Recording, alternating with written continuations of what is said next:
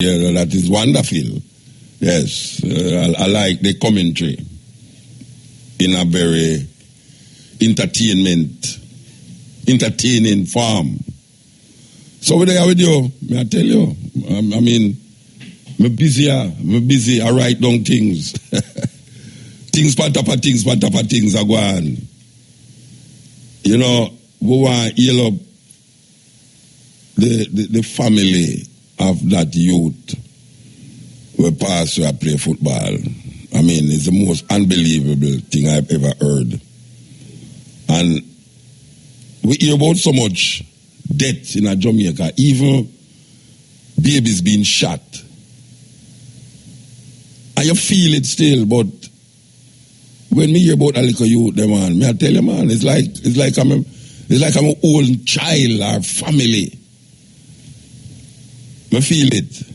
I still don't understand how that happened, so we don't really know if them take any autopsy yet, but we don't really like know is what caused that youth there for dead, so believe you me, it's terrible, man. Terrible. A long time I don't feel so about, I mean, hear so much killing a go on. I mean, I always feel it, but as me I say, you know, you hear a plane all crash, I hear 200 people dead in the plane, I say, right, the 200 people dead in the plane. But you see, if one of your family member in there, it's the most important thing, that crash. And like you, that's something feel about that youth there. Like, me don't know the youth, me never hear about him yet, me don't know, I mean, nothing. But me just watch the news and see this thing happen, and I said, no, Rasta. That, and if me feel so, you can just imagine the parents, them, if me feel so. So, me really what I like find out is what caused that youth there for really pass away at 17 years old. 17, you know, the youth not start living no life. That football, him a play for come get big and play for one of them big company in England and all them places there. And him just, that's how it go. This is the Steppin Razor. Every king to a queen. No 1-2 business there. Yes, Steppin Razor. You know, see a man just get stabbed in a Sam Sharp Square. Believe you me, we don't know, in a Brighton at man. Time to what stab people, you know, brethren. Hey. So, I don't know if you've reached a news report yet. Anybody in the newsroom here about the stabbing we're going at Sam Sharp Square and the bright sun at you, so. I maybe rain a fall along there, but I hear this stabbing I saw no. And I reflect on last night when I listened to the minister, Robert Montague, the Minister of National Insecurity.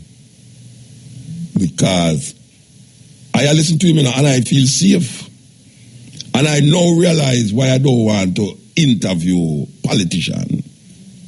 I prefer them, if them want to say something, them call me and talk with them and talk.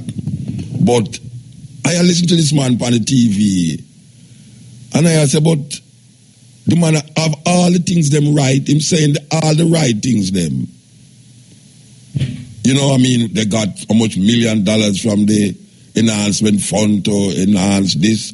He went to a police station and it was deplorable to see the condition that the police was living in. The security guard, they must move up now from being watchman to security guard, and then PA must reflect that.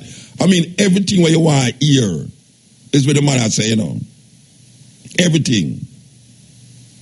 And this is in light of that the crime rate has gone up after him Prime Minister say that when them win, you can't leave your door open. I don't know if him thinks the people are idiot. Because him they don't say, but every time the other party, every time the PNP in a power, crime rate gone up. I don't know when call this now. The other one look for divine intervention. This is what they talk about bring back hanging. None of them now go work to solve this thing here. I mean, I say, I hear the man talk some things on the TV, and I say, but which world I live in now? Which world I live in now? Them are going to use private cars now to do this. Them have apps. My boy is supposed to have it all, you know. He's supposed to get them apps there, you know. It's an app so the police them, where them gear, where them say, for instance, now, if it's something suspicious, this app say you can put your phone number in the phone, your phone number, and the GP get them turn on, and them can track which part you're there.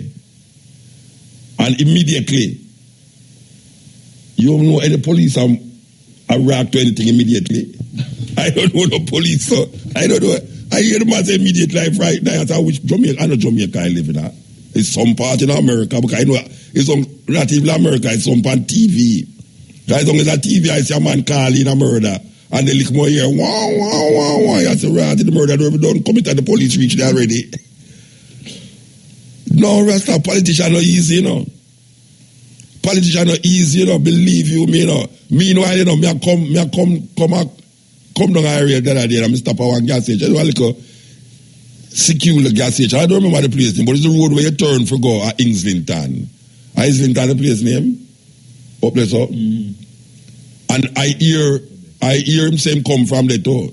Montague say him come from up there, so. And I stop at this gas station. Nice little gas station. Yeah, they find everybody. Come like sometimes I feel like I'm me one go to get gas. I little man jump out of the rigs and say, Muta, you fi talk about the road we are lead for go up to Islington, so you know. And the worst road in Jamaica. And me I say, hey, what happened? The man start tell me something and the gas station owner tell me, say, look here, you see that road there? You know, long we talk about that road there, politician, and a Bobby Montague area that I think, well, it's not him area, but him come from there. I hope them come from. The people them in Islington, I have to remember the area where the man say, the gas station there. You know. It's a little gas station just as you come out of the garage. When you come out of the garage, you take the straight there now, past Robinson Bay there now. The first little gas station by your right, I go to Port Maria there. The right on the straight road there. There's a little gas station there, and then you have a turn off for go to Islington there. So, and the man, them a complain like, wow. They must say, no road, no up there. When rain fall, the place flood. And if them can't deal with that, how them are going to deal with something bigger than them, you know, which is crime? They have to go to America for that, to deal with crime down here, so. Because we not used to where we see a go on down here, so. And them police are not equipped to deal with where we go on down here, so. And then now him come on the TV, with all due respect to the minister, you know, brethren. But me I tell you, you know, only not easy, you know. Only not easy. Because I see if me was to listen to him and the Jamaica. And him serious, you know, him say, no, I am him look on the TV, you know. And him say, I'm talking to you now. And I mean my talk to you know. And a Brian and nobody to my talk to him say, I am now talking to you. And I say, all right, talk to me, man, talk to me. Him say, well, you know, the 30% of the crime is domestic. And the domestic thing is that people hear the families quarreling, they hear when the man beating the woman, and nobody wants to report it. I say, you know, I'm guilty. Because sometimes my dog, them downstairs, I make pure noise and a back and then I'm up whether they died, I'm going to report it. But really and truly, Mr. Minister, we're not full of sweet mouth too much, man. We want to see something. I bet I did hear say crime gone down or, you know, police have more care now and them can respond easily. That's the way I say, like respond easily. But everybody in Jamaica, me know, I mean, if me was to do a poll and a census and go to a road, with all the problem we are going on in Jamaica, everybody have a problem with the response that police respond to things that is reported. And you can't tell me, you know. I mean, yeah, you put things in place, but we don't want you know you put in place. We want to see the thing work. I bet you don't come on the TV and talk them thing there, and it work, you know. Then come on the TV and talk them thing and it don't work. You understand? I bet you does. Yeah, you know. Because if crime rate go up now, you feel say you go come on TV, come sue the people them mind. It not sued by mine, and me I talk to. You tell me never see I look for me. Yeah, me see I look for me because me I steer back for you. And me I looking at mine and me I say, yeah, you know, Bobby Montague look like him a smoke herbs or him drunk or something like that. Him have a serious eye there and him, I mean a real African you know, him black, you know. Like Jody there, you know. Me I tell you, him black like Jody and him look, me I tell you man. And the man just blatantly look for me and attack these things that me I say, but look how much time we hear politicians say these things. Anyway, at news time. In Switzerland, just order a student, a Muslim student. This is really serious now because there's an attack on cultures that is not European cultures. There is an attack on cultures that is not European culture. And because the people them find themselves in a precarious position in countries that is controlled by Europeans and their laws is governed by Europeans, people find themselves in some serious, strange position. For instance, this report in Switzerland where a Muslim teenager was ordered to shake his teacher's hand, even though he said it was against his religious belief. It's either him shake the teacher and I leave the school. Well, one of them decide to leave the school still. The other, this one still never shake the hand, shake the teacher hand. Standing up for the right of religion. You can't order somebody to shake somebody hand. Let's suppose you have things like disease and all them things that you don't want to shake nobody hand. Because right now it's very dangerous to shake hand now, you know. Yeah, man, because you have some people, you don't know which part them come from. And them a hold on, some of them are a thumb you. You don't know where his thumb thing. A push him thumb by your next thumb and a ring off your thumb. A pure, hey. You can't order somebody to shake somebody hand, Rasta, in a school. But the worst one, I mean, this is the worst one. I want to read the worst one. I don't know if I have time to read it, you know, because we're going to do an interview here. But you know that the appeal court in America, them rule that people who's employing people can don't employ them because them have 100 lakhs. I want you to listen to what I say. We're going to come back to that story there because it have implications on your talk because we can see there's an attack. There is an attack on cultures that is not European. Okay. So we want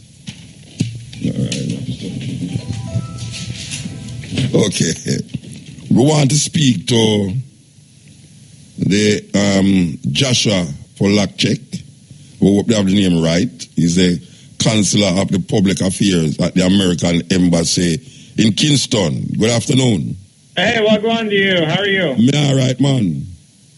Me totally all right. All right. So we're calling you in reference to this FBI office in Jamaica, and we just want to ask you a question. Why is it now important for that the FBI set up office in Jamaica? So, first I want to thank you for giving me a chance to clarify the situation with you and your listeners. So just to be clear, the FBI has been in Jamaica for decades now, and we've had an office in the embassy that says legal attaché, which is what you call the FBI overseas, since the office was built. We know that the FBI has always been in Jamaica, just like how we know the CIA has always been in Jamaica. What we're saying is that why is it now that they decide to set up office here? No, I'm saying the office has always been there, but what's happened is that there was some regional consolidation a few years ago, and the office in Santo Domingo became the regional office for Jamaica, Haiti, and Santo Domingo. And so the FBI agents there, who are accredited to all three countries, were in Jamaica on a rotating basis. So basically, a third of the year there would be an FBI agent here in Jamaica serving as a liaison to the JCF. And about 2 years ago, Ambassador Moreno, when he arrived, saw the real magnitude of two issues. One, the lotto scamming, and two, the illegal gun running. And so he's worked very closely with the Department of Justice to bring a full-time FBI person here, and in one of the first anywhere in the world, a full-time ATF agent, an alcohol, tobacco, firearms, and explosives agent here. The ATF full-time position was filled last year, and then just last week we were able to secure a full-time FBI presence here in Jamaica. But I want your listeners to know that the FBI has been here accredited as part of our liaison relationship with the government of Jamaica and the JCF for decades. Yeah, we understand that. All right. And that it's the lotto scamming. I don't know. Yeah, so did you see the show on, on TVJ called Scammed, and it profiled the most vulnerable sectors of American society who are being targeted by these scammers who are bringing criminality and destruction to their communities here in Jamaica, and who are bringing misery and even suicide to communities in the United States. Okay, so look here now. All right, I understand the concern about the lotto scam. So I am now assuming that one of the main reasons for this to be so public now is to make Jamaican people aware that the main reason why we have now bringing permanent agent here to sit down is because of the lotto scam. That's exactly right. All right, so tell me I don't want you to give me no what name, but tell me exactly what is it that you intend to do?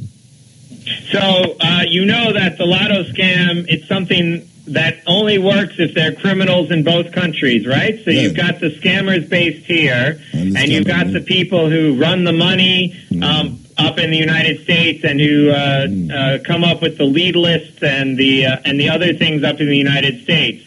And so this agent will work with, there's a new task force that Commissioner Williams has just launched to combat the lotto scam. Yeah. So this agent will work with that task force to pass information and evidence that's developed in the United States to the JCF and to the DPP to see prosecutions down here. Mm-hmm. And then similarly, information will be passed from the JCF to the agent to help cases and investigations in the United States. Yeah. And I want to be really clear that this agent, just like the other 20 or so or 15 or so federal agents here that are accredited to the U.S. Embassy, have no independent investigation or arrest power.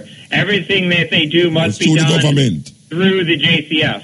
All right, so will we be seeing federal agents on the ground, like places like, in Montego Bay and thing, doing investigations, or they just leave that for the local authorities? So they will work with the local authorities to assist their investigations. In fact, agents from Homeland Security have been working as part of the JOLT Task Force, Joint Operations Linked to Telemarketing Fraud, which is a U.S.-Jamaican task force, law enforcement task force. Homeland Security agents have been doing joint investigations on the ground with the JCF since before I got here. Okay, all right. And so the FBI is just going to assist that, bring the resources of the FBI to bear on these scammers and to ensure that we're not just going after, the little ticky guy who... Yeah, you're going to the big fish, You go after the dons. Okay, all right. So look here now. You mentioned drugs, and we know that there's a thing here that them call guns and drugs. There's a trade, drugs and guns, right? Now, in America... Hold on, man. Yeah. My brain's not really function like yours, trust me. All right. The TSA in America is tightening the borders for things that is coming into America. We see that when we're going through the airport, that there's a more, strengthening of the TSA and the powers that the TSA have when you're going to America. Now, there's a thing that they call, and guns for drugs trade. Yeah, man. Where is the guns coming from? So, I want to really thank my colleague from the ATF. He's been working part-time here for a couple of years and full-time since last year, working closely with the JCF to trace the guns. Okay. According to the work that we've been doing jointly, more than half the guns are actually not coming from the United States. They're either leftovers from the wars in Central America in the 80s, or they're coming from Eastern Europe. And the guns that are coming from the United States often transit a third country. As you mentioned, the guns for ganja trade, that third country is often Haiti. All right, so let me get you clear. What we've been doing is, now that we have a full-time agent who can act as a liaison, the JCF provides the evidence, and our agent is now building dozens of cases against U.S. citizens or U.S. residents who are illegally exporting guns to Jamaica. So let me get you clear. You are saying that the majority of guns that is in the guns for trade, guns for drugs, is not coming from America. That's what you're saying. No, the majority of the illegal firearms in Jamaica, yes, is not coming from America. Coming from the United States. All right. So they're not all coming in the guns for drugs trade. Some of them are just coming in the guns for money trade. Yeah, I know that. But I'm just asking you about the borders that it's been tightened for things going in America. Is there things happening for things that is coming out of America? Well, I mean, you mentioned the TSA, and the TSA does work hard to ensure that people are not carrying any weapons when they take a flight, whether it's a domestic or an international flight. Yeah. And our ATF agent is working very closely with the JCF, and parts of the JCF I don't really want to talk about on the radio, to identify these networks, these transnational networks of people that are trying to destabilize Jamaica and the region through the export of small arms. But look here, when we hear of people being held in the guns for drugs trade, we see it big in the paper who is held in Jamaica and the amount of ganja that is found. Right. I don't remember hearing anything about people being held in the movement of guns and ganja and whatsoever into America. I think what you got to do is keep your ears open, because we didn't have an ATF presence until recently, and because it does take several months or up to a year to develop a federal prosecution. You're going to start seeing cases very soon. We have a very live case of someone who's exported dozens of handguns to the Dominican Republic from America. Facing charges from America to the Dominican Republic, should be facing charges in the coming months. So you're saying that because that I can't talk about because I understand. Investigative stage of people in the U.S. illegally exporting arms to Jamaica who will be facing justice in the coming months. So you're saying to me now that there's never been any charge against anybody, but now we must look out for it? I'm not saying that there hasn't been a charge. Since I've been here, there haven't been prosecutions in the United States. Now that we have this full-time ATF agent, those cases are getting developed, and they're with U.S. attorneys right now, and we're expecting to see indictments in the coming months. So we will be seeing in our Observer that Americans charge for exporting guns to Dominica or to Haiti or wherever them. We will see that in the coming months. Well, I hope so. You got to check with your newspaper colleagues. No, that's the newspaper covering the international news. No, it's the newspaper talking about. Because we get the news when we carrying ganja to America. Yeah, big headlines. The cases will be there, whether or not the newspapers carry them. I think you gotta watch out for the stories, and if you see the newspapers not carry them, you got to call them up and call them. But you see, I don't know if it unless the newspaper carry it. So right now, I don't know if any American getting held for guns for trade. Thing you're saying that in coming months it will happen, but and I tell you, if you give me your email address, you'll be the first. As soon as I know about a case and indictment, I'll make sure that you get the press release. Yes, so we do have not on record at the moment. No, but there are several cases that are either about to be indicted or very it's still on the books. Still on the books. Yeah. All right. So you're saying now you're working in cooperation with the government of Jamaica, the police. Is there an extended help that is being sought by the Jamaican government in relationship to the murder rate in Jamaica, or is just for that what is interest is in America? Is there an extended help?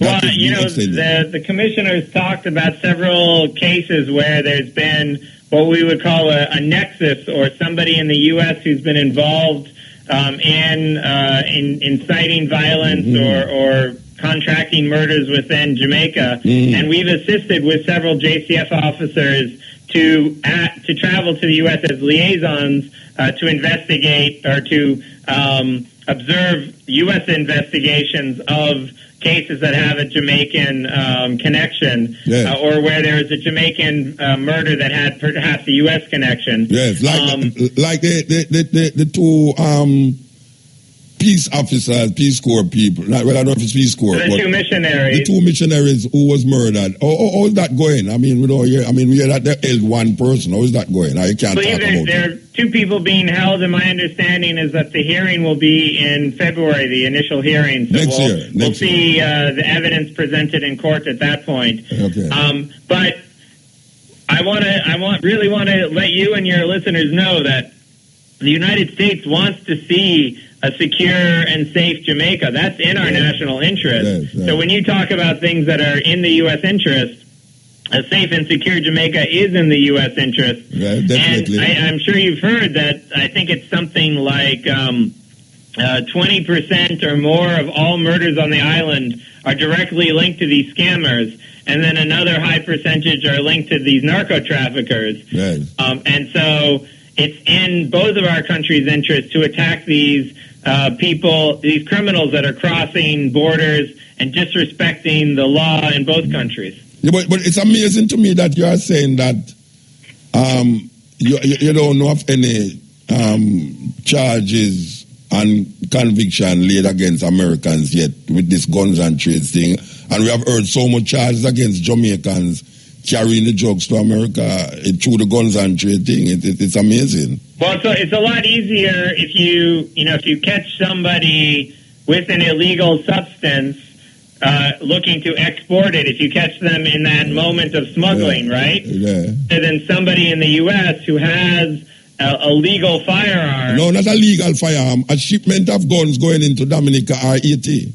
Right. But I'm saying if they bought a gun legally, right? Yeah. It's not like they take 100 of them and they put them in FedEx and they mail it off, right? Yeah. But doing it piecemeal. Yeah. And so it's not like somebody's got 1,000 pounds of ganja and you can bust them because ganja is illegal. If somebody has 1 9mm in the U.S., unless you actually catch them in the act of smuggling, you can't charge them. But if you catch somebody with 1,000 pounds of ganja, that's not for personal use. Yeah, right?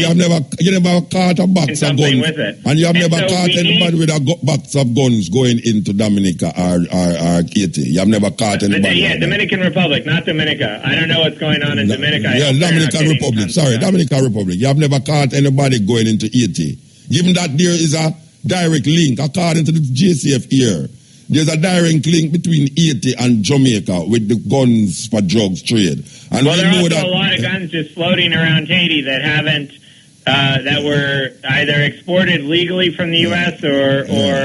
or maybe smuggled years and years ago. Yeah.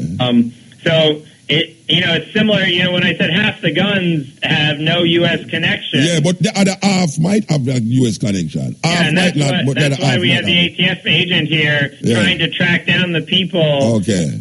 And I tell you, this is very new. He's only been here part-time for a couple of years and full-time for about a year. Yes. And he needs everybody's help. He needs citizens to if they discover an illegal firearm, to turn it into the JCF. He needs the JCF to do more reporting so we can trace these guns back. Unless we have the evidence, it's hard for us to prosecute people in the U.S. who are doing these bad things. We want to see people face justice for illegally exporting small arms to the Caribbean. Okay. Well, we want to give thanks for responding to the call, for really come on the radio to say what you're saying. We appreciate that, I appreciate the opportunity to clarify, as I said, we want Jamaica to be strong and secure. That's in our best interest. I always tell people, they say, oh, what's the U.S. agenda for Jamaica? I said, I'll tell you, it's one word, it's Canada. We'd love to see Jamaica to be as rich, prosperous, and secure as Canada. In fact, we want to see every country in the hemisphere to be like that. Okay, sir. Okay. You're laboring for it, man. I know that you're working hard for it. Okay, give thanks.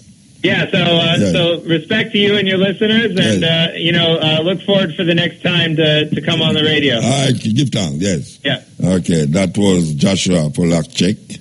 He's a counselor for public affairs at the American Embassy in Kingston. We're talking about the FBI presence here in Jamaica. This is the Steppin Razor. Yes, we're there with you.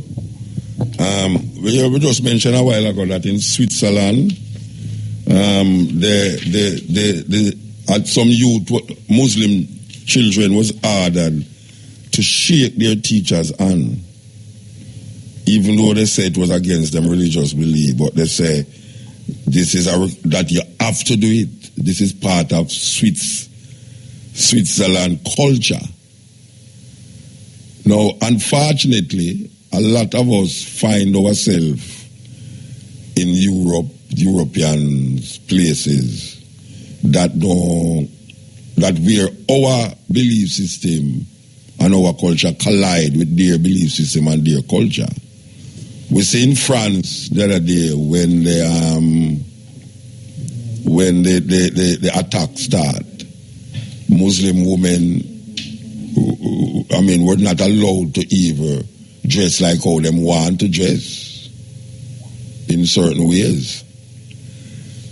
Now, this is a long outstanding thing in Jamaica, where people talk about the law says and what is required, the standard that is set for workplaces, schools, and all these places. And one of the main things that confront African people is them ear. Over the years, the ear has always been a no-no to the status quo. A no-no, your ear. You have to look like them. Your ear is considered well-groomed. If you're an African woman or man, your ear cannot look like how nature allow it to grow and be accepted. So women do all sorts of things with them ear. Really do some things with them ear at the expense of their health. Because sometimes people do things with them ear and them feel it not affect them health. But can you imagine you're doing these things, you're straightening your ear with that comb and putting all these things, these chemical things in your head, and don't expect it's going to affect you eventually. So we as African people is not allowed to express ourselves as how nature designed it to be. And because we are in a system that don't allow this, most of we bend, most of we bow to the status quo. Now, hear this. Very important. Because we know who make the laws, and we know laws were made by man, and man can upset law and repeal law and all these things. A federal appeals court maintained that it is okay to discriminate against traditionally black hairstyles like locks. This is the first line of the thing. A federal court in America. The federal court means, this is the government attack now. It is okay to discriminate against traditionally black hairstyles like locks. The 3-0 ruling came down on September the 15th when the 11th U.S. Circuit Court of Appeals upheld a claim from a 2014 ruling that said racial discrimination had to be based on characteristics that didn't change, and the hairstyle didn't qualify as immutable. It is based on characteristics that didn't change. In other words, them don't recognize you born a certain way with your ear and pressing it to make it straight. Them not see that has changed. You see? It's like when my first youth, when we used to walk up and down with my first youth, Aishi, And people look on her at 4-year-old, 5-year-old. The man look on me and say, look what you do with the picnic ear. I have never done nothing with her ear yet. I've never touched it. I never touched her ear yet. That is how nature intended to grow. And people say, look what me do to her ear. But yet, see them take them picnic and put a hot comb in them ear and press it down. Them not say, them do something to the picnic ear. That is the paradox in the system that is designed to oppress black people. That you are going to press your picnic ear. You are going to do all that thing to make your ear don't look like your ear. And you are tell me now, say, I know you are do something to your ear. Me have my picnic. Me not do nothing to her ear. Her ear is a grow like nature. So you tell me say nature wrong. You tell me say nature don't know what it's doing. It's like a man that use the phrase 2 heads better than one. In other words, God never know what man do when he make man with 1 head. Because you're supposed to have 2 heads because it's better. It's madness. The terminology that is used is characteristics of a European mentality that is designed to oppress people of color. So when a Chinese go to school with them ear long and a black woman go to work with her ear straight, after she done put all that thing in her ear to make it don't look like her ear, it is acceptable. But as long as you keep your ear as how it's supposed to keep, natural and normal, it is a no-no. So this is a case in mind, We recognize that the distinction between the mutable and mutable characteristics of race can sometimes be a fine and difficult one. But it is a line that courts have drawn. This is the court in America. U.S. Circuit Judge Alberto Jordan wrote for the most recent ruling, quote, so, for example, discrimination on the basis of black ear texture and immutable characteristics is prohibited by Title 7, while adverse action on the basis of black hairstyle and mutable choice is not. A black woman named Chastity Jones, who was getting ready to start a job with Christopher Management Solutions in Mobile, Alabama in 2010, claimed that the company discriminated against her because of her locks. Jones said that a white human resource manager told her that her locks were against company policy since they tend to get messy. After Jones refused to change her hairstyle, she claims her offer was withdrawn, and she complained to the Equal Employment Opportunity Commission. The commission filed a lawsuit on Jones' behalf in 2013, stated that withdrawing her contract based on her hairstyle is racial discrimination because, quote, dreadlocks are a manner of wearing the ear that is psychologically and culturally associated with people of African descent. The EEOC argued that race is a racial construct. Race is a social construct, not solely defined by traits that can't be changed. It also asserted that the hairstyle can be a determinant of racial identity. No, this is serious, because they make the law, They make the law, and whenever the laws suit them can just itch in some. Hear them say, race is a racial construct. Who construct that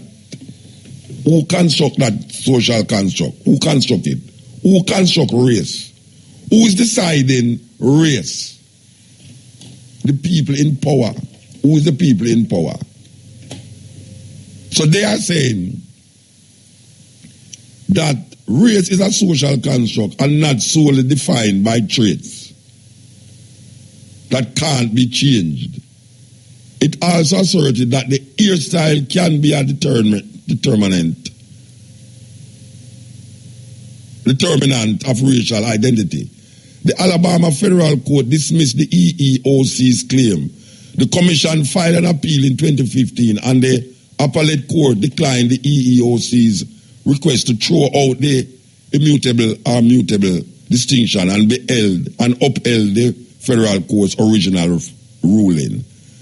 Jordan, however, did acknowledge in his ruling on Thursday that in recent decades there have been some calls for courts to interpret Title VII more expansively by eliminating the biological conception of race and encompassing cultural characteristics associated with race. Quote, but that he wasn't prepared to lead the inquiry regarding discrimination. He added, as far as we can tell, every court to have considered the issue has rejected the argument that the Title VII protects hairstyles culturally associated with race. A spokeswoman for the EEOC told the Wall Street Journal after the ruling that they believe the court made the wrong decision. A spokeswoman for the EEOC told the Wall Street Journal that the ruling they had believed was wrong. We believe the court was incorrect when it held the employer's actions could not be proven to be race discrimination. Then if it is not race discrimination, it's what? Because if a white woman go in there with her normal ear, culturally designed by her experience, cultural experience, they're not going to say nothing. But you as a black person go in there with your normal ear, culturally designed, because they're not only fighting against the locks, you know. It's not only locks the article I deal with, you know. It's a talk about all, what them call it, cornrow. And that them a talk about, and most people may say no, a cornrow, them locks. It's a talk about cornrow. Remember the argument with what she named, but that bumpy-head girl? When people look on her on TV and say, look what Jamaica come to. How them could have a woman like that on TV with her ear look so? With the bump, with them called Chinese bump. I don't know when them get the argument about Chinese bump. Because China do them ear so.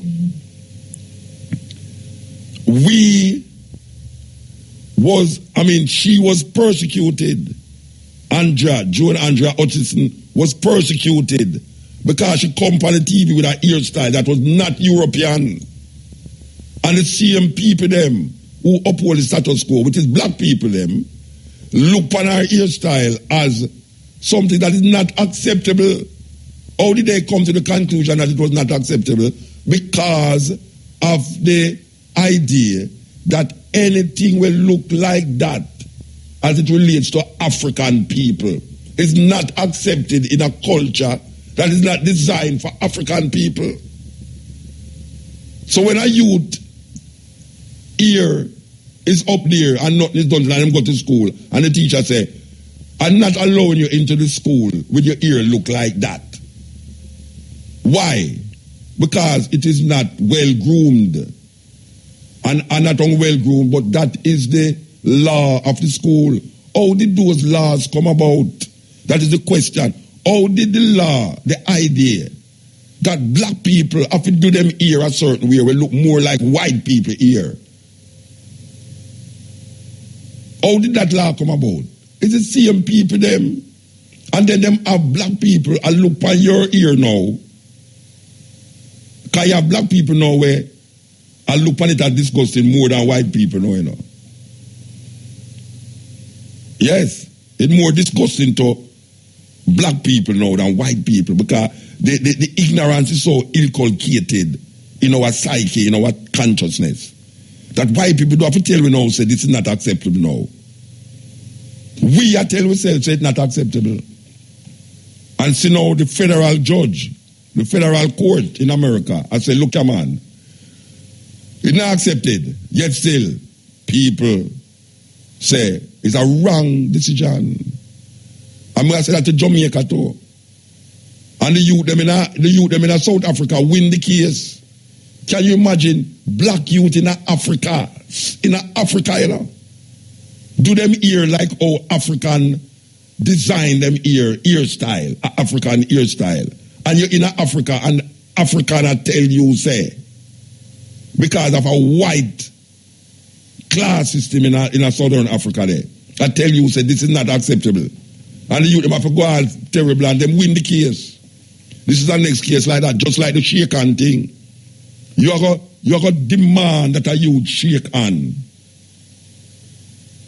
Can you imagine me coming here one day and look at O'Brien and O'Brien, I say, O'Brien, you have to say, Jah Rastafari to me, don't talk to me. Can you imagine me forcing him to say that? Say Jah Rastafari to me and don't talk to me. Why would I do that? Because that is part of my thing. Can you imagine me look at all Shamara over there so? And I say, look at now, no come near me with your ear look so, you know. I'm still love Shamara. Whether her ear look so, whether she have on the one where she pay for with the receipt, or whether it just look. Anyway, me not judge her for her ear, but me know say, I know fear culture that because she follow something which she don't know better about. Because she not conscious of her Africanness to the level where she can make an African hairstyle. And nobody not trouble I don't get so. Nobody not trouble I don't get so. Because me there so every day and most people never see my locks yet don't get so. I mean, no, if I will if I want to see my locks don't get so, them going to say, Lord God, that's some muta ear still. And this, Chamari, if I see my ear, what I tell you, Chamari, when I say, Lord God, then I immediately like, no, sir, I don't like him again. Look at him ear. Believe you me. All O'Brien, if O'Brien ever see my locks, I need them to rat. O'Brien going to tell management upstairs up, look here, I don't want to work with that Rasta man upstairs again, you know. Because him ear look terrible. And that's what I do, you know. Yeah, man, if O'Brien ever see my ear, him not sit down beside me again. If Shamar ever see my ear, she could have tell people, say, oh, you know, say me they like Muta, but me don't like him again. But I see him here the other day, it scare me, man, it fright me. But you know them love. Them love when you start to manipulate your ear to be suited for their understanding of how ear is supposed to be. Because that's a very similar thing, you know. Remember, people don't know that, you know. In slavery days, you know, the braiding, the cornrowing of ear was banned, you know. Well, people don't know that, you know. Them things says on the drum did ban. Women was not allowed to cornrow them ear in slavery. You know why? Because the slave them, especially the house slave them, the woman them find a way to plait them ear that them can send message to the field slave. That means if them ready for burn down the plantation and them know to the background master go away, them have a way to plait them ear that when them walk in the field slave can say, okay, background master go away on a weekend, you know, at time we attack. Just like when you go to Nigeria, you can tell the status of a woman in Nigeria by how she head tied, like by how she tie her ear. That is not something that most Europeans understand. You can tell the status of a woman in Nigeria by how she tie her ear. That means if she's married, she tie her ear a certain way. If she's single, she tie her ear a certain way. If she's a class, she tie her ear a certain way. That is something normal. In indigenous cultures, people weave cloth and send messages in the cloth. That is not what you call language as such. You can't read it normally, but you who coming from that culture can look upon it and say, oh, this is what it is saying and it is what it is saying. Europeans don't do that. It have to come normal and just so to you in your face. That's why when them people look at African mask, them say, Lord, it's ugly, but every African mask have a message that it is sending in the culture that it is created in. But we know who brainwash. When we look on the mask, we say, no, sir, that the mask is too ugly. We don't want that in my house. African come to my house already until they now walking there, you know. Me remember Nigerian from the embassy come to my house and turn up at the door and say, I'm not coming in there. Because he's a Christian. And And him know say them mass there is not Christianity. And him knowing that. And me I say, we stand up outside there then. Me no business if you want to come to my house. Me live it there. But it's that thing with black people. And now we say the court, I say, this kind of hairstyle by African people is not accepted by law. Because when it goes to federal court, you know, it says law that. Terrible thing. Terrible thing. And Jamaican people stay away there. Stay away there. Them would have more want to talk to the guy who go at Sister Locks, because Sister Locks up him head. Weave it and cleave it and cleave it. Believe you me, but you know. You say anybody we can take natty Congo locks, who no go, and that be a set who no can't stop it from progress. Because love, persecution, Rasta got through for that. And now we see locks take over the whole world now. Enough Italian, white people locks. Who do not stop we? Me now go twist it here and turn me ear for go suit no job requirement. Can you imagine if one day Cabo call me upstairs and tell me say, Muta, you know, say I never see you lock set, you know, but I peeped through somewhere and saw you was tying your head and I said, like, you know, say I don't think you can work here again. And I go down, I was going to burn it down to the blood bath. Oh, anyway. I got with this shooter now. We got to play this shooter for the people there because it's rough. It's a rough thing. After we go through so much things, them catch with it, you know. Yeah, man, them catch a whole heap of Rasta with it, man. Because Rasta never used to do nothing to them here more than wash it, you know. And keep it clean and airy, you know. No, me see some last man have extension in them here, you know. That's why I now fight against Shamara and them lady again, you know. Because I say, if Laxman have extension on them ear, mostly Shamara, who have no consciousness about her within certain levels, and her ear is very nice how it stay, but she in a little thing and she can't afford to go buy a little fall zero out the road. You know, some dead people here. Some of them can't afford. Some of them can't afford the real ear, you know, the plastic ear from China them buy, you know. You understand? They can't afford the real thing, because the real thing is dead people business, you know. You are wearing dead people ear in your head. I sure know if you saw that dead person, you would not touch him. So I don't know how you're going to stores for your hard earned money on dead people ear. An horse ear. Some old horse with dead in Canada. Them just cut out the tail and just go so boom, boom, boom. Black people, who know what happened this? Hey, we fool you know. We fool ignorantly. But I tell you about that terrible thing. That terrible thing. This is the Steppin Razor, the art of war. Single mother story. This is the Steppin Razor. Mother story. Single mother story.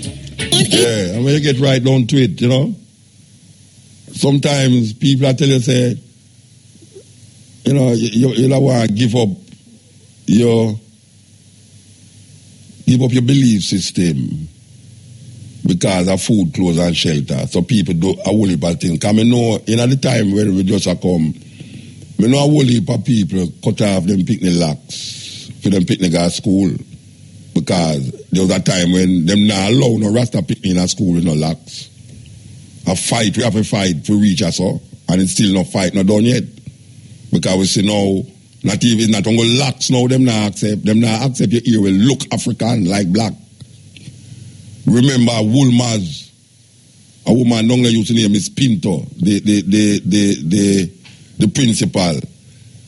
You can't come to school with no afro and no cane row and no can row and all them something there in a school. She send you home and demonstrate. When I go down, you go demonstrate. So you can't see the thinking. The thinking still exists here, so. Because I remember me I go to school. Every time I go back to school, my mother ball me head. So me have to look good if you go back to school. Ball me head. If I lick and my ear ever dip on my head will roll up. Say, Lord God, look my head, picky. Like black pepper grain. And them, it's like a disdain for look by your ear. I see people now accuts people who are bleach.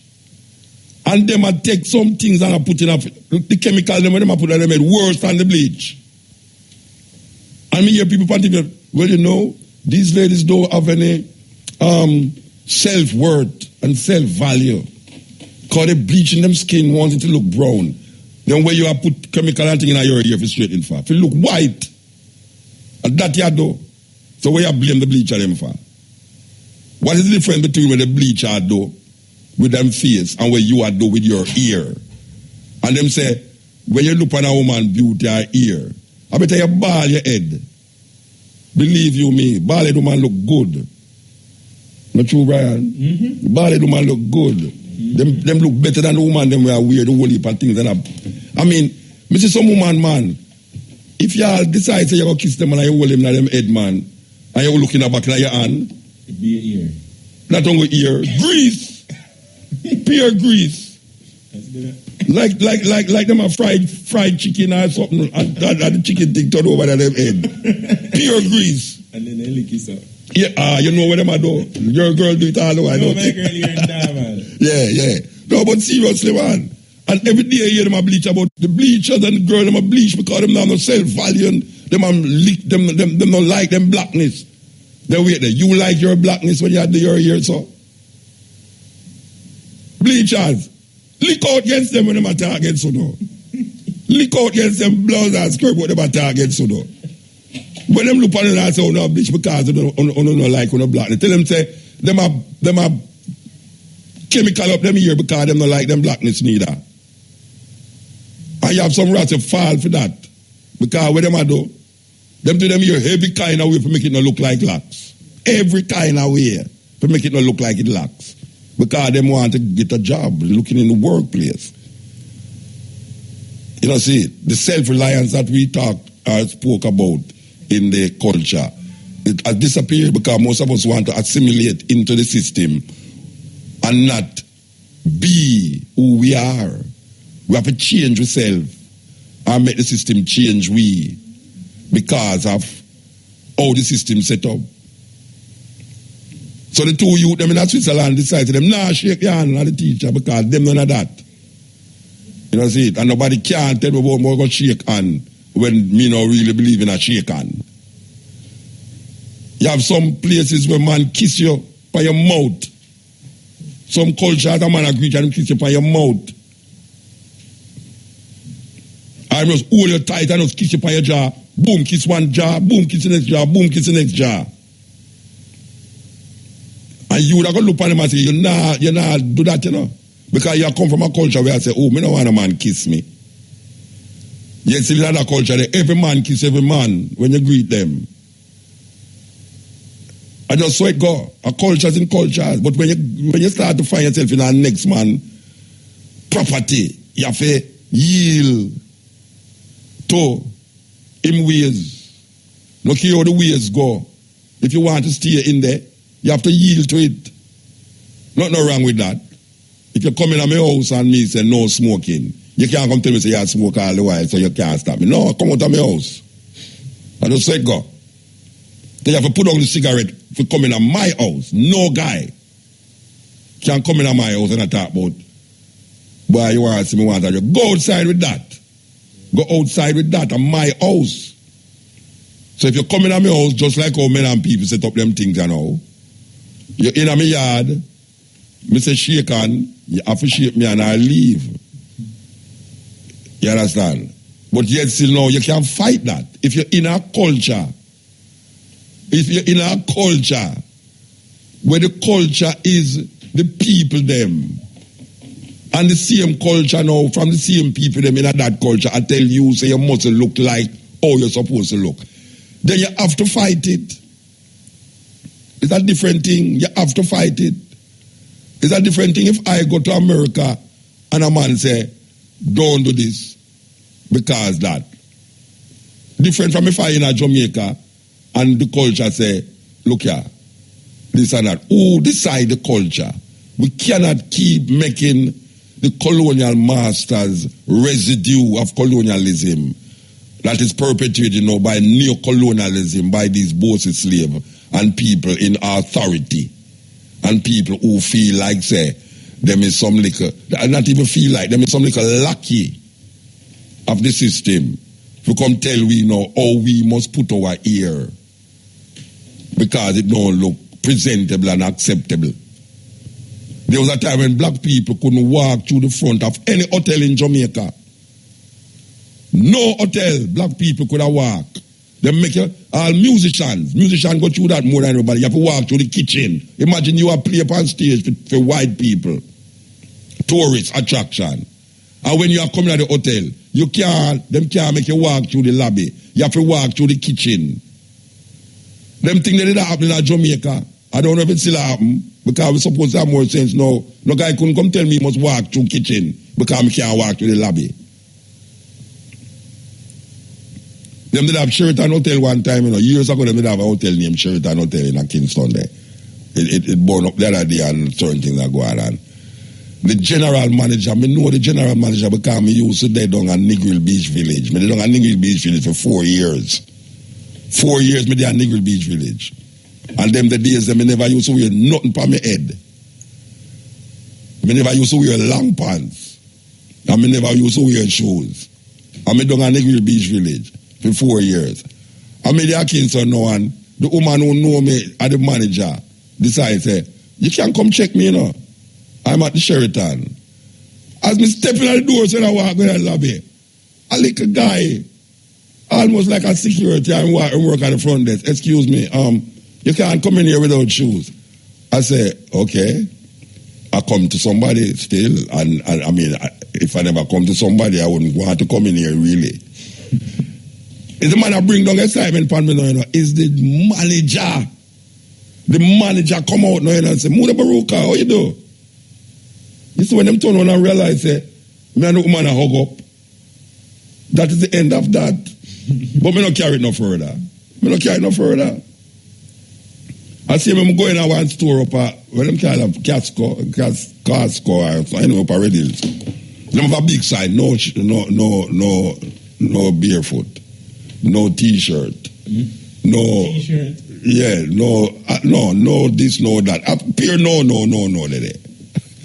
I be that's right, me walk by something, be guarding the door, Boom, the man tap at the door.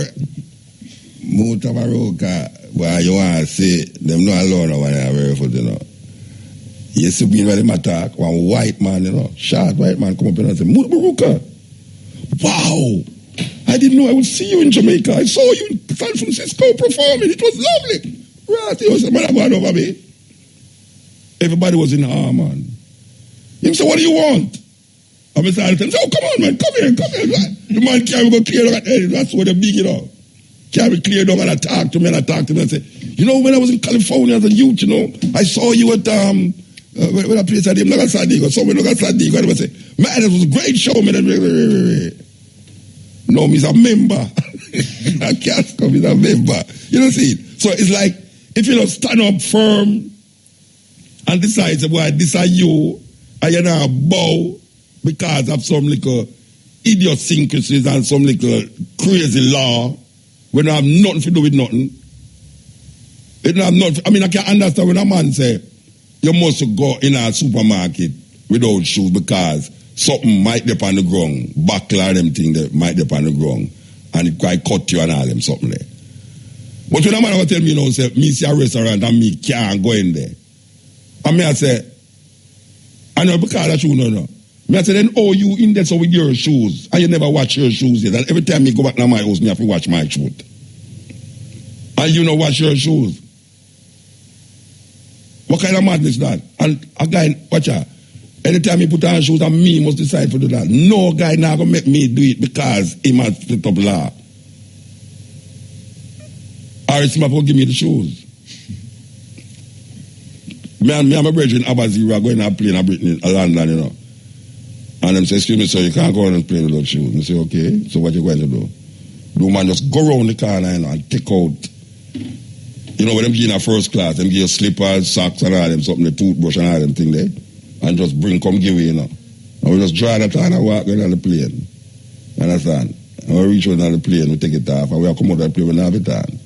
I have no aversion about that, Them give me, them say, all right. You will hear this. Put it on, walk, go in. Put it on and walk, go in.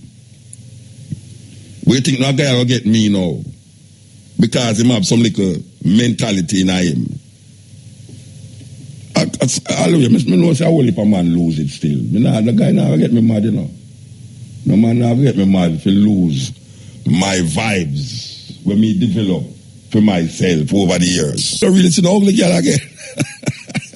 The ugly girl they out again, you know. Trust me, you know. Everybody pretty until they go home, you know. It's a look at you not go home with all of them girls, you know. Trust me. You not go home with all. If you not go home with all of them girls, trust me, man. You not have a heart attack when you see them real. Understand? No, man, everybody make up nowadays. Everybody make up nowadays. You think say. You get a girl when you look on her. Some man I go a party because look y'all know. I know like first time when you go a party go look y'all and then you say, are the real girl you get, you know. Nowadays you go party go get a girl, you know. And she look good, you know. And you ever just have the opportunity to go home with her, you know. She said she so come, she go to the bathroom.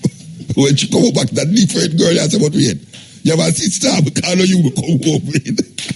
When she don't take off her fingernail, her eyelash, her eyebrow, take off her wig, take off her breast, and everything she take off, you know, not left, you know. Not left. You think say that sister you come home with. Believe you me. But the thing is that no, the bleaching thing is just part of the thing. The bleaching thing is a part of the thing, man.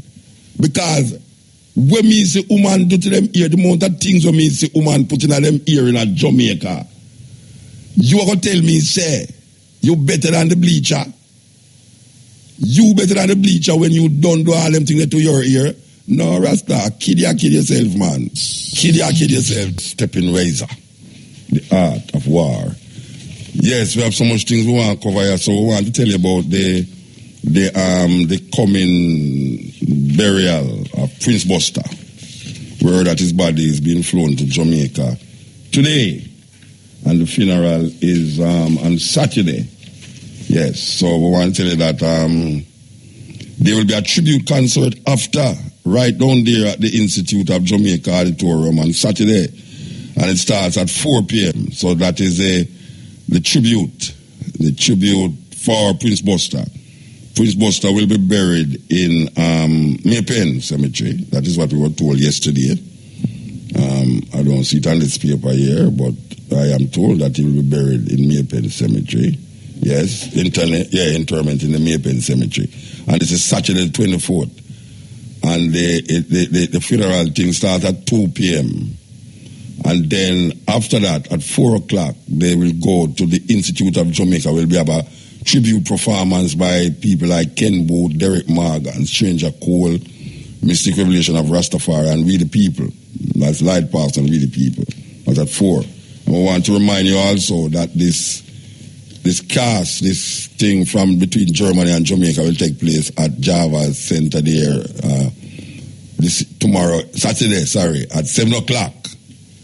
The vintage artists, them, the organization called Action Speak Louder Than Words. I interviewed the virgin last night from Germany, who is here to really make connection with Jamaica and Germany in relationship to helping these elder artists and musicians to really just help them, Dr. Bill, rent or whatsoever. So that is something happening Saturday also. And we want to remind you also that the Peter Tosh Museum will be opening on the 19th of October, which is Peter Tosh's birthday. And they will be having a big concert there right at Paul's. Paul's is on Trafalgar Road, Paul's headquarters. They are going to transform the couple of the shops them that is in the front will be transformed into a museum that will be having Peter Tosh paraphernalia, this, that, all sort of thing. That is at Paul's. And this is something that is very interesting, long overdue. The Peter Tosh Museum. And it opened on the 19th of October, which is Peter Tosh's birthday. And it goes on right to the weekend where there will be a big concert right down there also for Peter Tosh. So we give thanks. We give thanks. Certain things happen and then certain other things happen. We want to mention something about the school thing. A lady sent me a letter here It's a long letter still, but I really want to talk about it because it's really amazing. It's really amazing. Why is it that the school them ask the children them to buy all these books? Or them expect them to carry the book? I mean, and you know them now use, and some of them book they now use them, you know.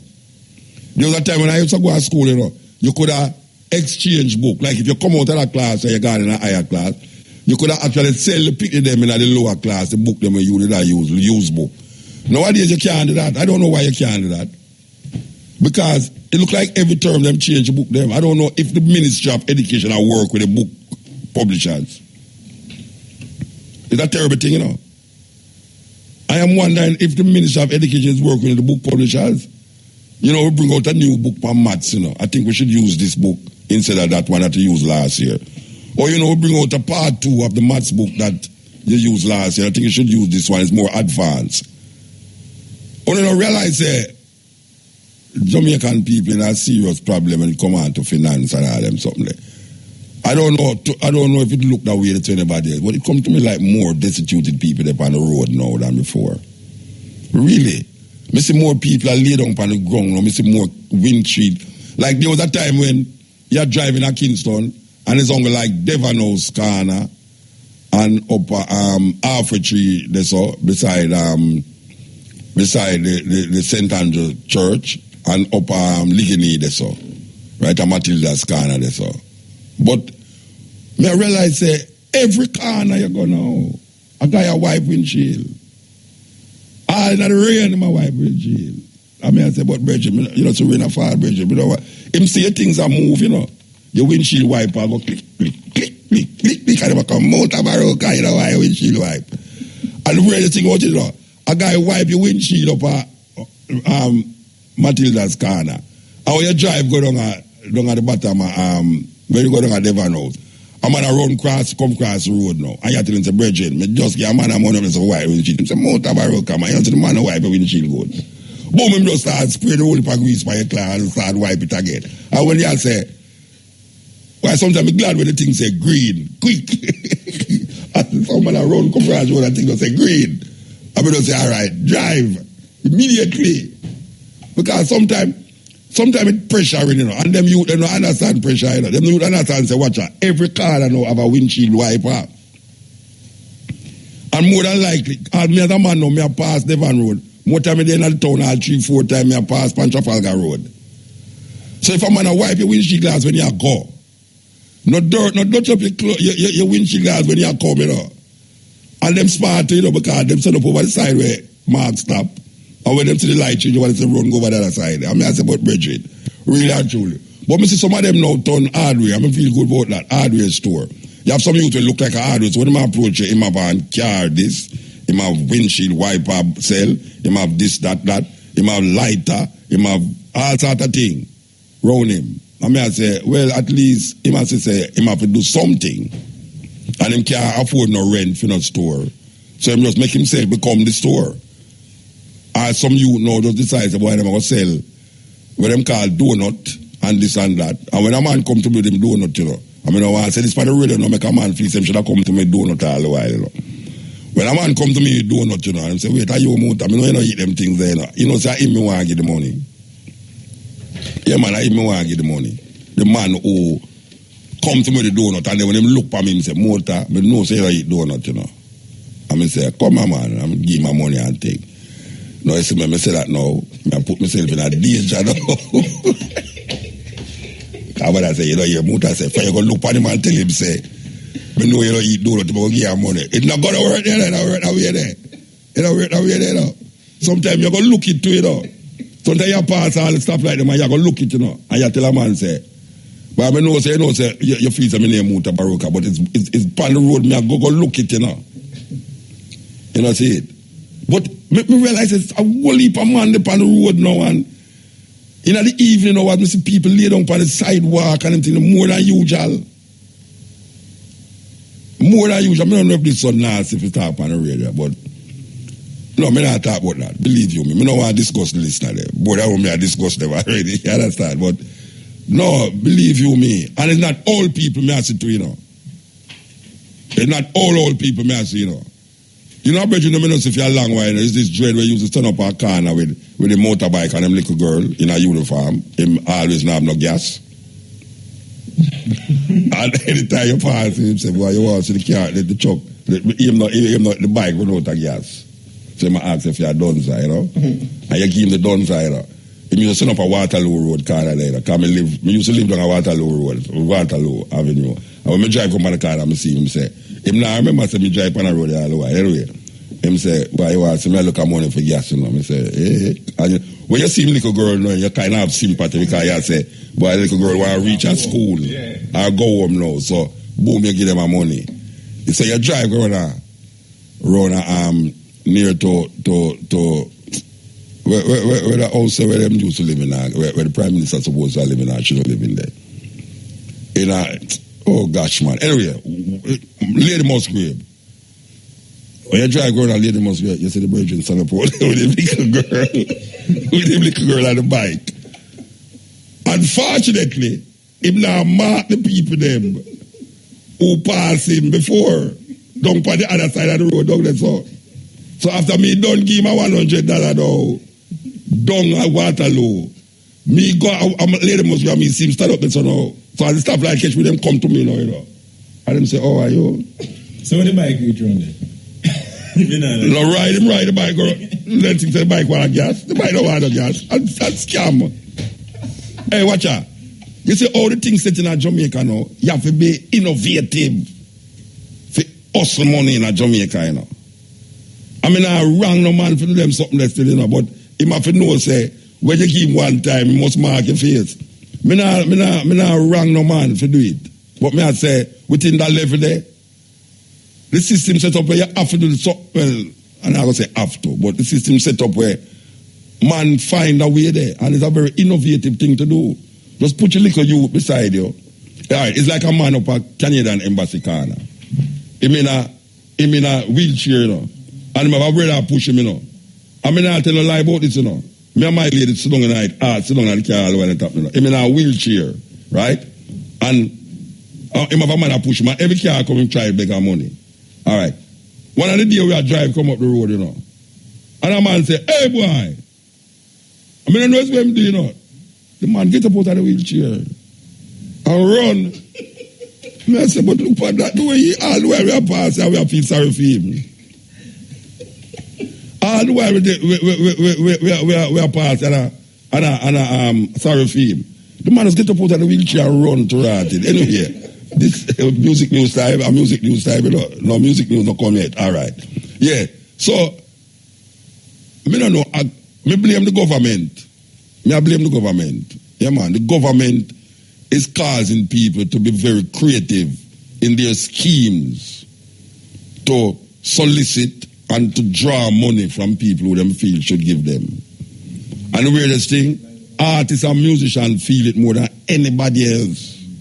And me if I tell you that, artists and musicians feel it more than anybody else in Jamaica. When it come on to, you have to give money to a one because you name Muta Baruka, or you name Beanie Man, or you name Popcorn, or you name what you name. Muta, you name, hey, come to you and say, Muta, you what my name, you name what your name, you know. I say, what my name? I said, you name Muta, man. Anyway, we are going to the music news at all. Yeah. Yes, Muta. Blessed man. What I say, soldier have gone, right? Police have gone. Security have gone. Some security. Some not gone. Yeah? I will if security not gone. All right, when they supposed to have gone. Bad man have gone. What they call harder people, what can get them gone. So how much people left no gone? Yeah, everybody, gone. Everybody have gone. No man, everybody not have gone, man. But everybody they work out if now have gone. Yeah, maybe. So what is the point? So what is the point? Where you say then? Then mommy I say work out there like quarter people. Them go and gone to say everybody just work out that everybody have gone. Okay, all right. Well, you can't talk to the minister. No, me not deal with them. Me must say they were joke kind of. Then you get the other people them have gone. You know? No, I don't something I work out in my mind. Oh, you work it on your head. You something I say to you now, say that me say everybody have gone. All right. A strong name, you know, remember, I'm usually promote upon it, usually call upon it. You have gone? You know? You have gone? No, man, I don't want none. That's the two things I don't want to see in your universe. It's coke and gun, I don't want to see nobody that a police soldier, but you don't want to see no gun. All right, me with that thing. All right, I don't want no human being around me with that thing. All right, I evil created, you know. So I'm to a dog. You don't want a dog around you, because if a dog, they won't be able to carry a gun, you know. Them words. The dog, them? What? I tell you. Yeah, man, them words, man, them. Yeah. All right, so, well, you make a suggestion. Yeah, me just a yellow boy of my son named Tristan. And I one brother named Tony. One of your son, remember I said, one of your son, how much son you have? One. Okay. Then you say one of your son, them. Eh? Oh, you say one of your son. But I understand the language there. No, I say one son I have. Oh, but you say you love one of your son, them. Okay, all right. Yes, I'm Bruce and them Virgin there. All right, sir. So feel them say more love, yeah? All right, blessed, yeah? Yes. Yeah, blessed. Muta. Yes, sir. Look why you make me laugh till me almost have stitches in the rasta. You almost have stitches? You make me laugh till me have stitches in the rasta. What me say make you say if the boss must say, call your state, I must say, yes, boy, you have to fix up your shirt, way, that good at that. Me say, I have stitches, I know you're not going to do that differently, but me say, you know what, me have to laugh for real. Yeah, but you can't just imagine Cabo, my African princess. Call me up in the office and tell her, I say, we can't come back here because I have to cut off my ear because it look too terrible.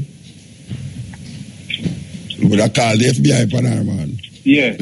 Anyway, so it go. And that you call for? Oh, where you eat? Where you laugh for? Me ask if you eat. Yeah, more time.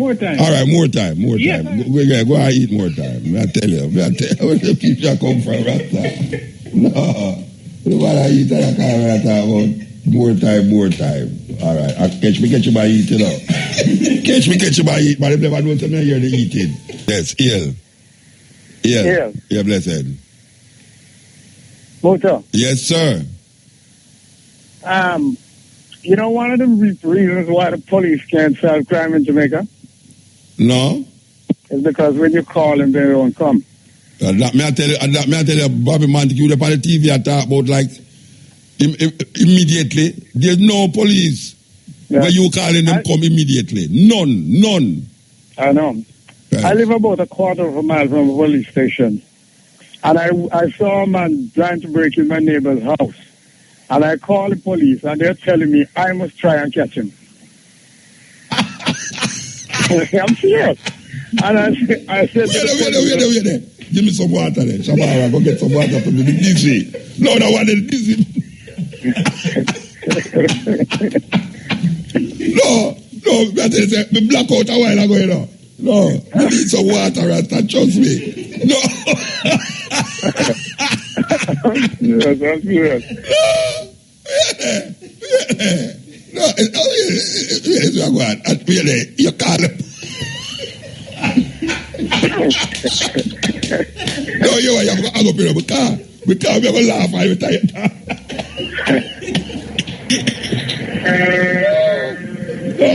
No, wait. You call the police. And the police tells you yes. Oh, my belly. And also, my belly. several times after that I called the police and about things. And anyway, that night they came about, say, an hour after. Yeah. And where the man run to, there's a chain link fence there about 16 feet. That he couldn't jump. So I said to the cop, you run that way. And they just walk down the street and they see a security at the gate. And I asked them if they see a man pass here. Stuff like that. And then they write, they take out a piece of paper and write, escape. And drove away. So, and several other times. It's a movie. I'm going to. Yeah, well, maybe we should make a movie. No, my belly. Bridging.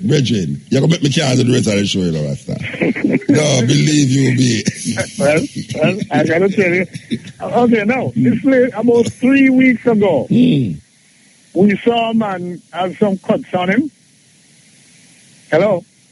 Man, me a listen, man. Me a listen. I laugh, me there, I laugh. But I don't want to come over on the radio. We saw a man with some cuts on him about 3 weeks ago. And he said somebody attacked him down by the river. And I call a security that is close by where, and the security called somebody. And then we call the police. The person took the man to the hospital. And up until now, the police haven't come as yet.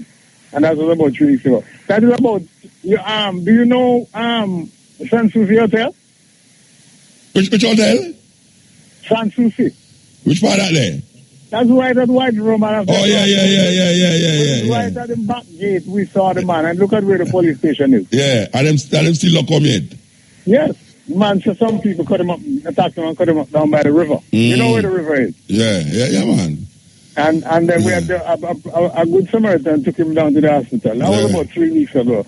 And the police hasn't come as yet. So these are the type of things where they can't solve crime. I mean, and yet all they're speaking about cars that they don't have and all that. I see cars parked at bars at night time. Oh, you mean, man? Brethren, I can tell you something. What am I do? I don't know if somebody can inform if this is legal. Why is it that most policemen, when they drive in Canada, them have on the siren and the blue light at flash? I don't know. Them not going to wear that. Because when you look at the car we pass, you know, it's all two girls at the car, you know. One girl with a man that drive and the next police with another girl at the back, you know. Yes. I wonder, is that legal that a man will make you go over the other side of the road to make him pass? And when you look, it's not something up the road, nowhere. It's not like the woman pregnant. But driving like that on the lights, it means that we're stopping someone, you know. Yes, yeah. So that means cars in front of him should stop. Yes, that may say. So how does one know when the police is really stopping them? Yeah, because right now in time you see a police have flash by me not stop. Well, no, because you don't really. Because I don't know if I'm girl him a carry or whatsoever. I have some money him just get from a guy who, you know, him take my money from her. So I don't know. It's ridiculous. I think the ministry should have really check out this. Why is it that most police car now, them have on them siren, and if them don't have on them siren, them have flash them blue light. Because the blue light supposed to make you stop, you know. I've seen it all the time, yeah. Yeah, the blue light supposed to make you stop. Then then why is it now you have to stop because him just want to pass, you just want to broke the car, the light of traffic. I don't know what that is for. If it's a new thing, a new trend or what. It's a new trend. Intimidate people, I don't know. But yet they're not even going fast. No. They can't drive fast. Casual. But they can't drive fast. Most of them can't drive. So the minister need to you need to do. You saw the minister last night on the television? No, I tell you, man. And I saw him. And I said, boy, next tomorrow, man, when I hear about no more violence. Everything is going to be so all right and perfect, man. Because the man talk like, wow, you know, like, yes, you know, you have everything pat now. We're not going to see no more violence. You know, everybody have car now, and I'm going to use this and that. And I say, okay, we hear that already. Anyway, but you know something? When the JLP won the election, we and my friends were picking the cabinet, and I picked him for the security minister. But no, I'm disappointed in him. And him just did it 6 months. You can't just imagine when him did it a year. Excuse me? No, I said him just did it 6 months. You can't just imagine when him did it a year. I don't understand. I think that's what both of them do. They say to get them in there, but when they get in there, they relax. That's all. Yeah. And this violence, I can't understand how they can't get over it. What? And I think the criminals see what is happening, and they know they probably won't be caught. And even when they're caught, they're gonna get 3 months, 6 months. Yes. You know, those are the things that these guys need to set.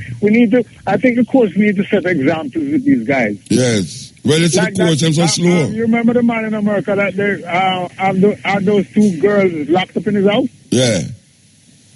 He didn't kill them, but yet he got life plus 1,000 years.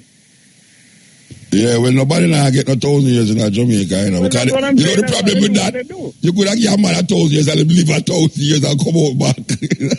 That's what they do here because they know they won't get no time. Yeah. And they just go in there and become a Christian anyway. And they put them out on parole. Yeah, well, that's serious. You know, these kind of things. How we can't solve it this way. Yeah. And I think a lot of them are sorry for the criminals. Yeah. Anyway, we have to move, Brethren. Yes, all right, you take it easy. Yeah, man, give thanks. Oh, 2 minutes. All right, we have we're waiting on the cash pot. The cash pot coming up soon, but the brother make me laugh today. Me don't want to laugh again like that, you know. Please, anybody call me and make me laugh so I give me a lucky half. Me don't want to laugh so Reggie. It hurt me. The laugh in a while ago, my head start hurt me, man. Believe you, but me know say young, it start hurt him too, you know. young, it hurt him. I tell you, man, the man make I laugh. Anyway, I tell you, say, listen up, top draw dollars, pick 2, pick 3, pick 4, cash pot, drive time draws. Done. Yes, EL. Yeah, Muta. Yeah, blessed man. I tell you the truth and take it from a youth. Me tell say I go and the time Martin Luther. Hey, no, you're the brethren. You never hear me laugh a while ago. Yeah, but this no, me say, you never hear me laugh a while ago. Yeah, me laugh. You never hear me say, me don't want you never hear me say, me don't want nobody else call and make me laugh again because my head hurt me. This is not a laughing matter, man. It's a serious matter. It's just a sad thing, you know. So what you say a while ago? Because Mr. Moot, I tell you the truth, yeah. Me tell you say I go and become Martin Luther. All right, sir. Give thanks. I say you're the truth, yeah. Me like the program last week. Oh, with the sister them talk about the environment and things. Yeah, and your topic was all right. Me did like your topic what you're talking about before the sisters. Yeah. What me that talk about again? Remind me. You don't remember yet. Remember, but I did like the program. All right, now give me 0.2%. Yeah, me not hardly listen, you know, because me have to work out and out. Yeah. Me not hardly listen. Okay. But me just have a chance was to hear last week. Yeah, man. Give thanks. Yeah. Right now, me get the chance to pass and stop and listen. Yeah. Yeah, because you know, so me did tell you last time, say, me used to take the hours to listen to the program.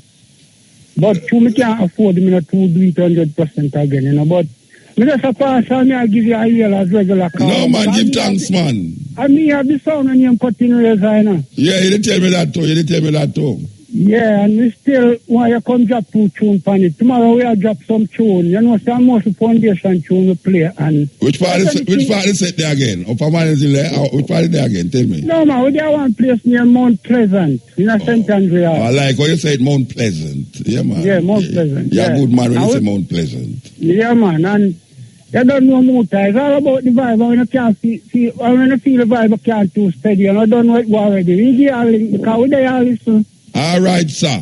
Give thanks. You know, say I will put things on this. Give thanks. Yes, man. We understand. I'm in a drive van. But me can. Yes, because when I count up my money, it come one and one. I mean, I really have no plan. Stand. Yes, EL. Yes, good afternoon, Muta. Good afternoon. I'm having a problem, you see, pertaining to the ear at the school. All right, remind me. H-A-I-R or A-I-R? H-A-I-R. All right, you have an ear with a problem in the ear at school. Which school? Garvey Maceo. All right, what happened there, son? Now? Tell me. Yes, I have a son that attends the Garvey Maceo from the past 4 years. Yeah? And he has never been trimmed from he was born. Yeah? And last week, Wednesday, I got a call from the principal telling me that I have to cut his ear. And him going to school for 4 years now? For 4 years. And you never cut him ear yet? From him born, he never trimmed. And him going to school for 4 years? 4 years. And so what you said to the principal when him said that to you? That I said to him that he has never been trimmed. And he has been going to the school. Yes, and he's going to the school. He wears a tam. Yeah. He's properly attired.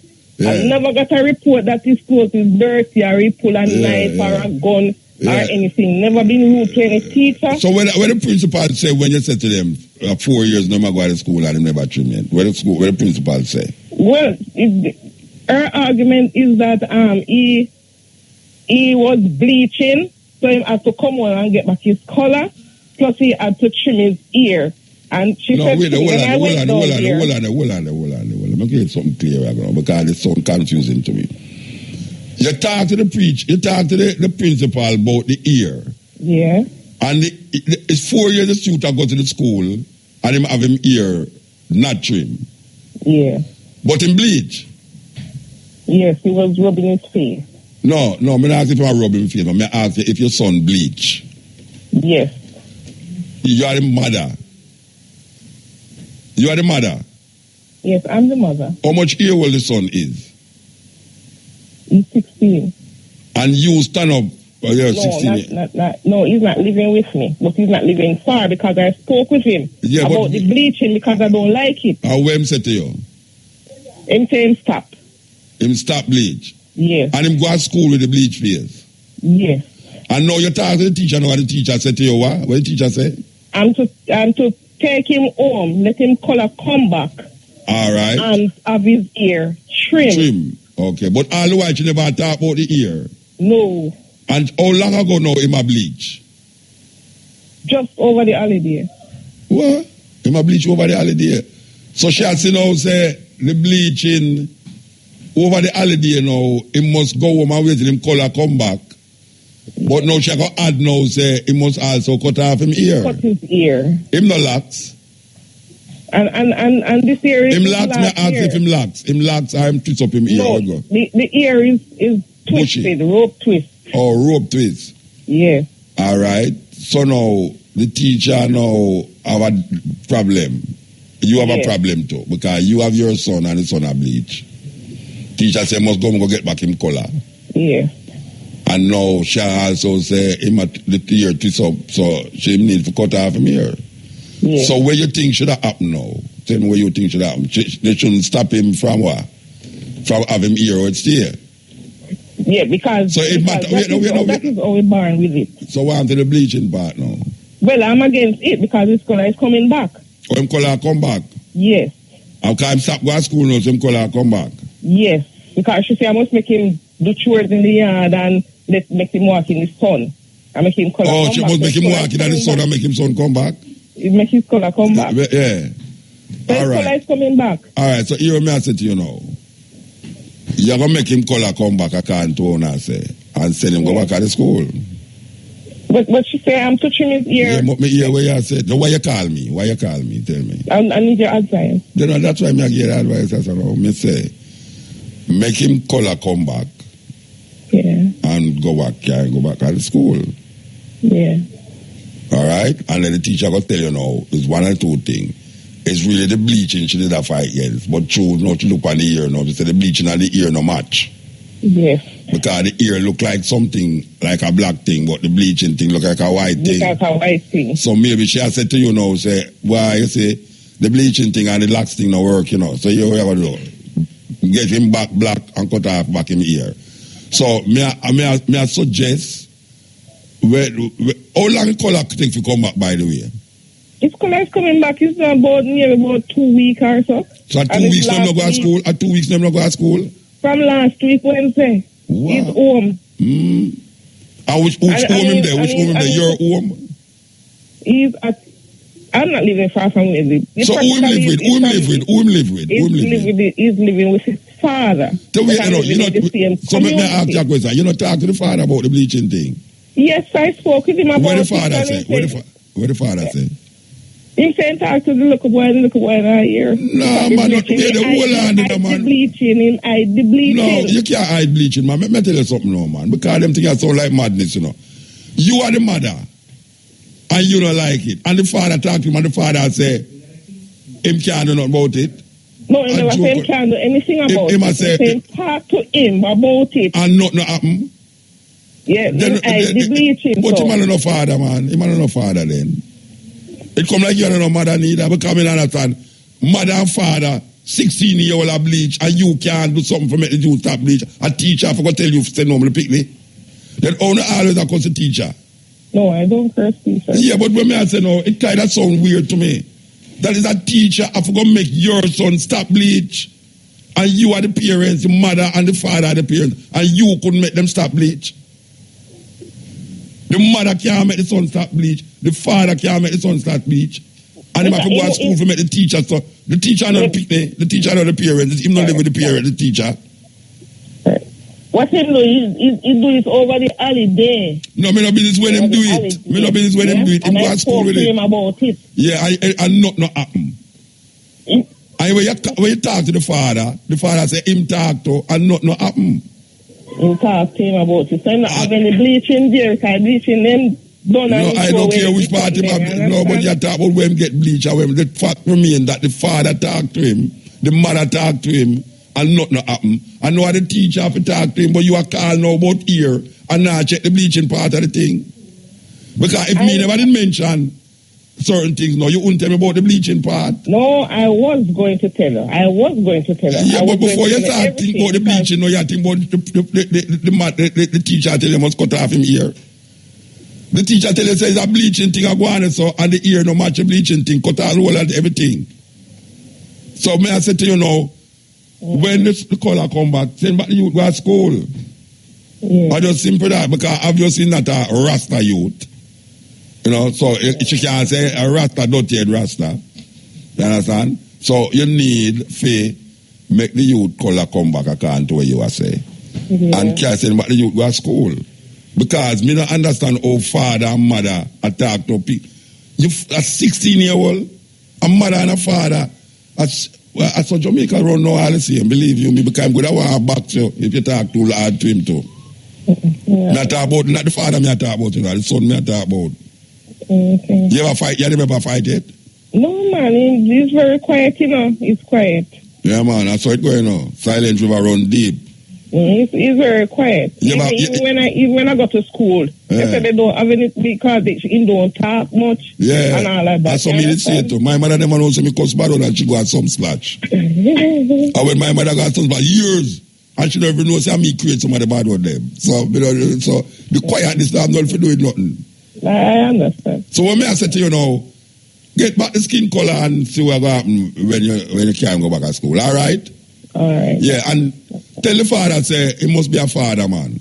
And stop be a granny. All right. You understand? He must be a father, man. Because a father is a father is a father. It's a look at him. At least him know him father than him know him mother there.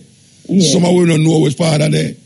Sure. You understand? So, if the father can't really mean, and the teacher really mean, well, maybe the teacher, maybe just make him look like how the teacher want him to look.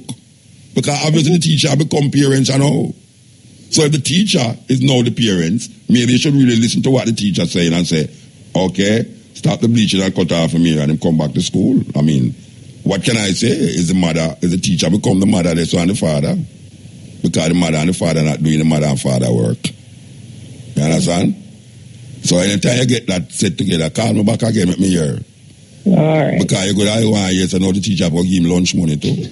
No, sir. The teacher will have to give lunch money. The father will say, go to the teacher, and she make you stop bleach and she make you cut off here, you go get lunch money from she. No, man, you not go think that way. All right, give thanks. Here, mama? All right, then, thanks. Yeah, yes, we're there with you. This is the Steppin Razor, the art of war. Now, you can't see the complication with that woman there a while ago and our youth. You know, because here is the thing now about this ear thing where we are talking about, that a teacher is actually now becoming the parent of a child who have a mother and a father.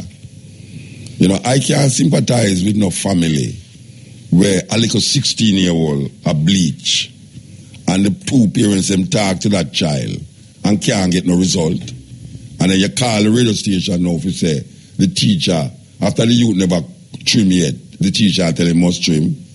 But that deeper thing is that the teacher not only tell him must trim, but go home and tell the blackness come back on him. Now, how can I say nothing to that teacher? Because the father talked to him. You think me could have talked to my daughter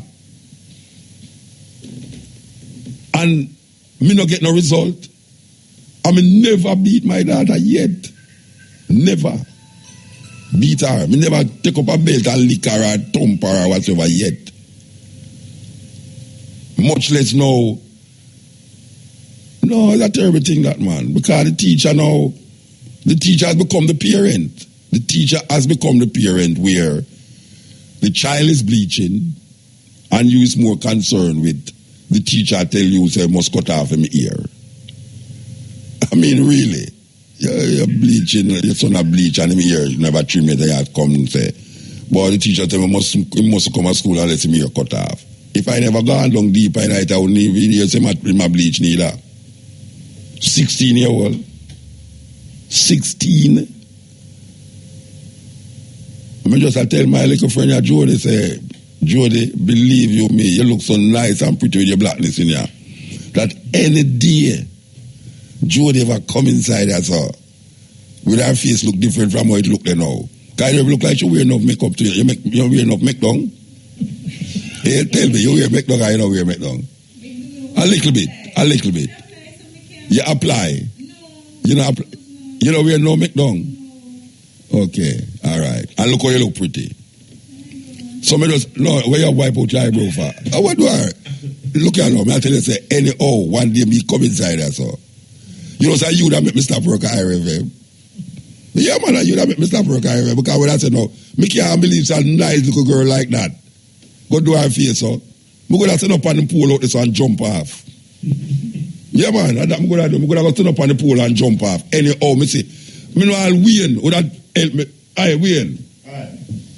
Look on Jody. Yeah, look. Oh, she black and pretty. No. You can just imagine you come in here one day and see Jody bleach. You know me not done with her. So you did that with her? We don't understand that. Me I tell you what me would have do. Me would have go up on the pool. Me would have go up on the pool up so I jump off. Me I jump right side of you. Because me can't moon believe it. So this woman called a while ago about her son. I don't know if you don't listen to it. Yeah, you know, so me hear the argument. The mother talked to the son about the bleaching. She said the father talked to the son about the bleaching. But she don't call me to find out. Tell me something. Why you not say to a little youth who's 16-year-old who don't listen to his parents and bleach? Here she called me say, the teacher, the child never cut him ear yet. And the teacher sent him home to go trim. So she want me uproar against the teacher. Yeah. After talking, me go hear say the youth not ongo. The teacher never go tell him, go cut him here, The teacher said, go home and get back your blackness. Because you bleach. So the youth come to school with the bleach and come to the school with him ear where the teacher not accept. So, and the mother and the father talk to the child about the bleaching. And them not do nothing about it. But the teacher get the youth now to stop bleach. Because the teacher now become a parent. All right.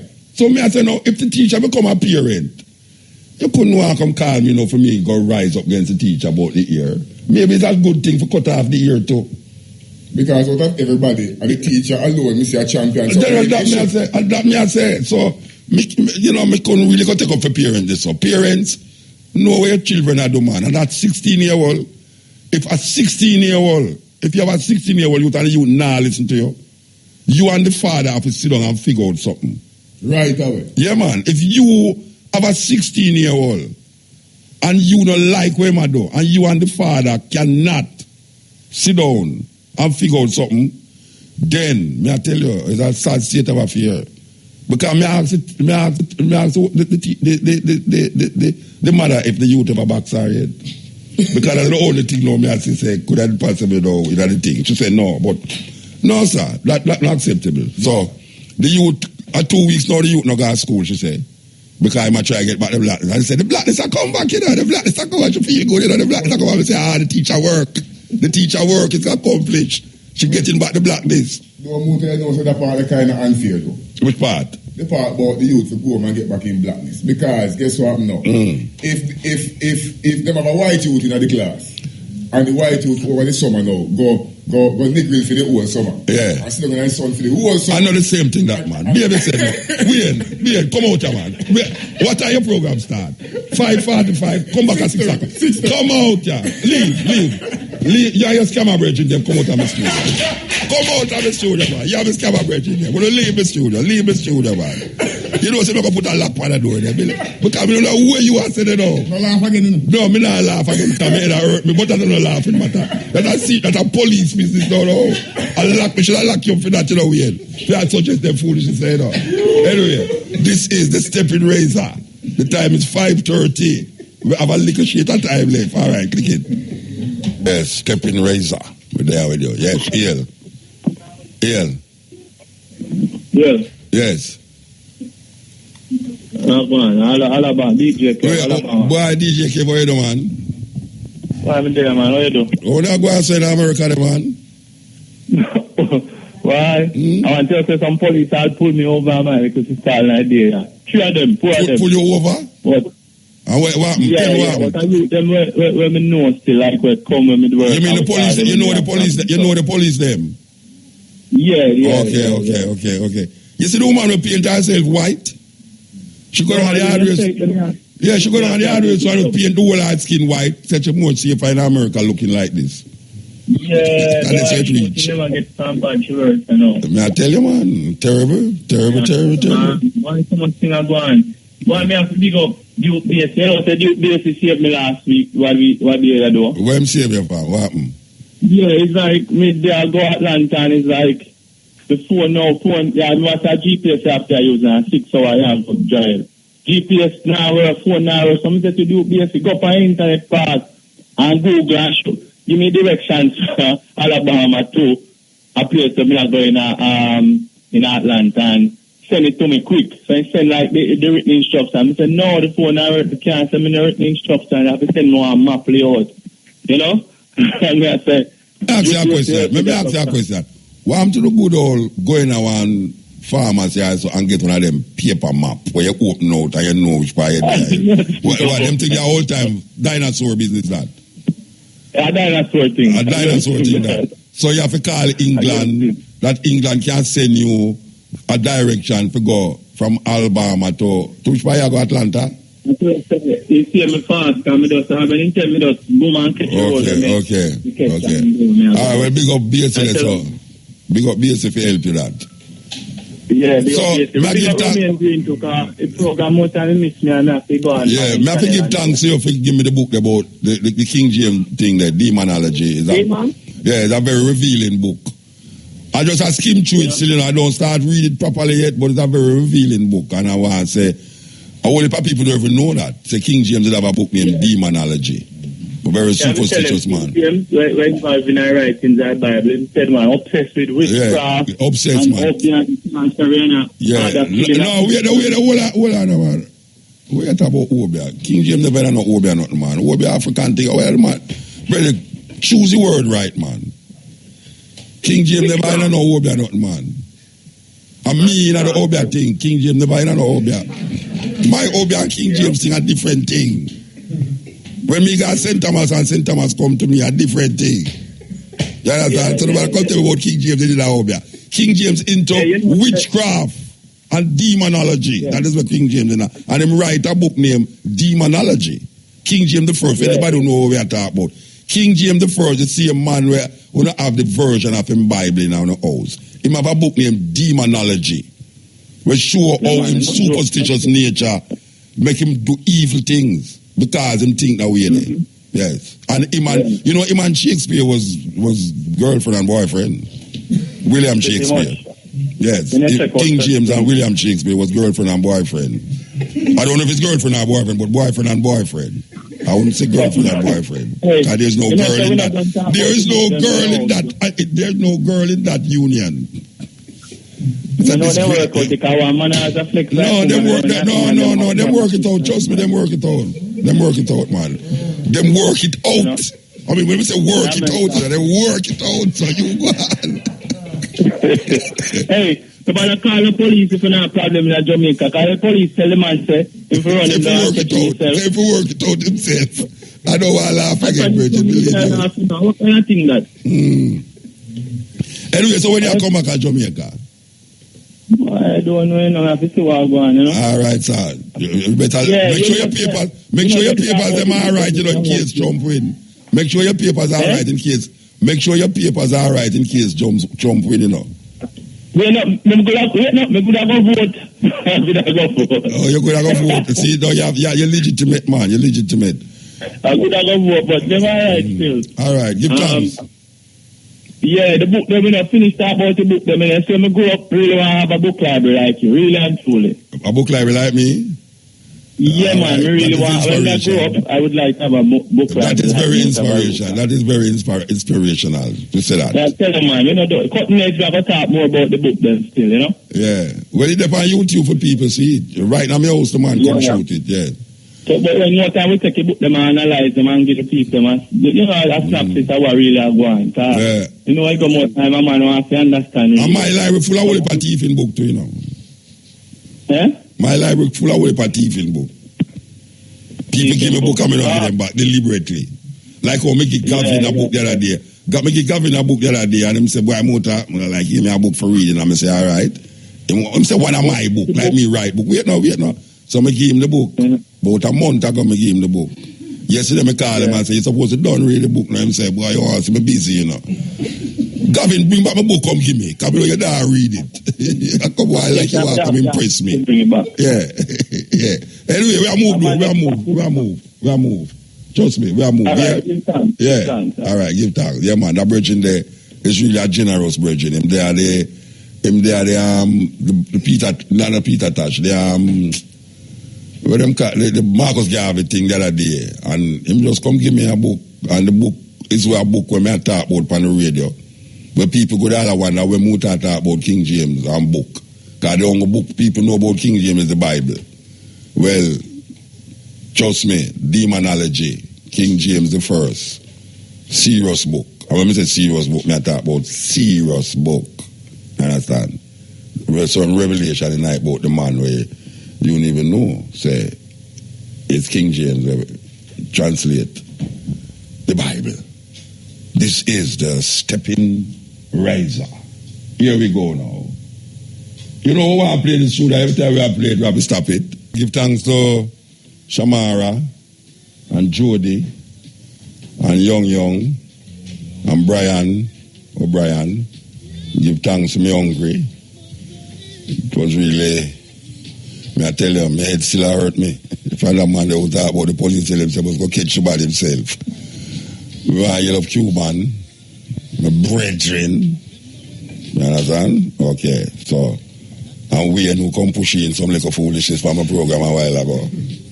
But when white people go, hey, watch out, we in my mistake, you got Afghanistan, you know. Yes. Yeah, man, so, Wednesday, 10 to 2, the cutting edge. Again.